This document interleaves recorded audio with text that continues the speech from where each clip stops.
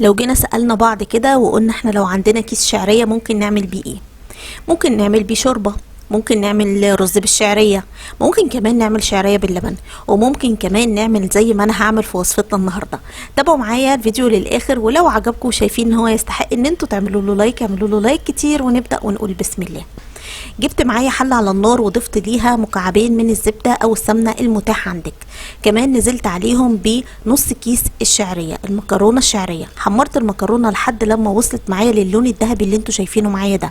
في الوقت دوت ضفت عليهم معلقة من السكر، وكمان ضفت عليهم معلقة صغيرة خالص من الفانيليا السايلة. كمان عشان اضمن تسوية الشعرية وعايزاها تبقى مستوية معايا، ضفت عليها نص كوباية من المية وسبتهم لحد لما المية اتشربت خالص وبقت معاكم بالشكل اللي انتوا شفتوه معايا ده. في الوقت دوت جبت كمان جبت كوبايه كبيره من الميه وضفت عليها معلقتين ممسوحين من النشا. ابتديت ان انا ادوب النشا مع الميه كويس جدا لحد لما اتاكدت ان النشا داب وهيبقى معاكم بالشكل ده. وخلي بالكم الخطوه ديت هنستخدمها كمان شويه. كمان عندي على النار حله فيها 3 مكعبات من الزبده او 3 معالق من الزبده او السمنه، وكمان ضفت عليهم نص كوبايه من الدقيق. طيب انا هنا بحمر الدقيق في الزبده او السمنه، وعايزه الدقيق يتحمر لحد لما تشمي ريحه التحميصه بتاعه الدقيق عشان تاخدي طعم حلو. ضفت عليهم كمان كوبايه ونص من الحليب، واول ما تنزلي بالحليب بتقفلي النار خالص. ضفت عليهم نص كوبايه من السكر، وكمان رشه بسيطه من الفانيليا السايله، وابتديت ان انا ادوب لحد لما هوصل للقوام الكريمي التقيل شويه، يعني ولا تقيل قوي ولا خفيف قوي. خلي بالكم يا جماعه الخطوات اللي احنا عملناها ديت ما ينفعش نستخدم فيها زيت خالص، الافضل ان احنا نستخدم زبده او سمنه عشان ناخد طعم حلو.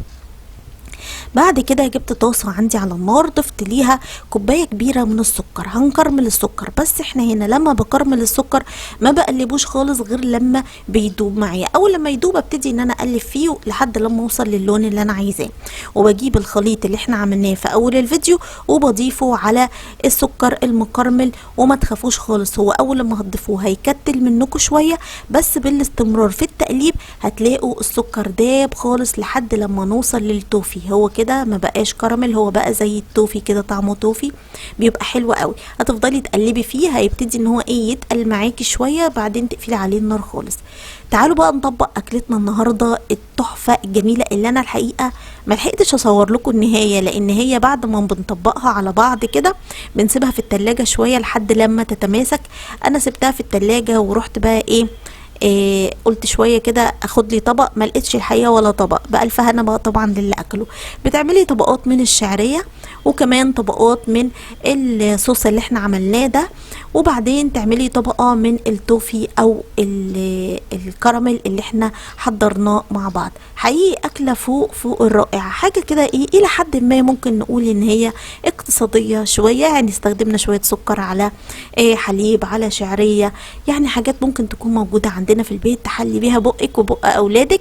انا كده خلصت فيديو النهارده. لو عجبك الفيديو وشايفه ان انت استفدتي اعملوا له لايك كتير وشير كتير، كمان منشني اصدقائك عشان هم كمان يستفادوا. بحبكم جدا جدا، هستنى دايما كومنتاتكم الحلوه. اشوفكم بكره ان شاء الله في فيديو جديد ووصفه جديده مع مطبخ نشوى، والسلام عليكم ورحمه الله وبركاته.